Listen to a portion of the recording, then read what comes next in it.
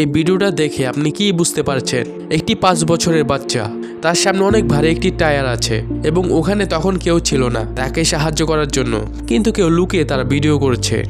এই টায়ারটি দেখেই বোঝা যাচ্ছে অনেক ভারী, কিন্তু এই 5 বছরের বাচ্চাটি টায়ারটিকে উঠানোর চেষ্টা করছে কিন্তু পারছে না, কিন্তু এরপরও সে উঠানোর চেষ্টা করছে।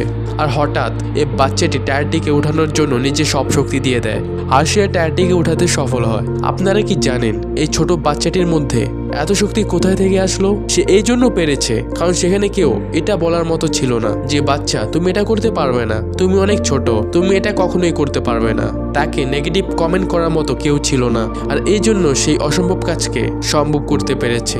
তো আমরা এখান থেকে কি শিখলাম?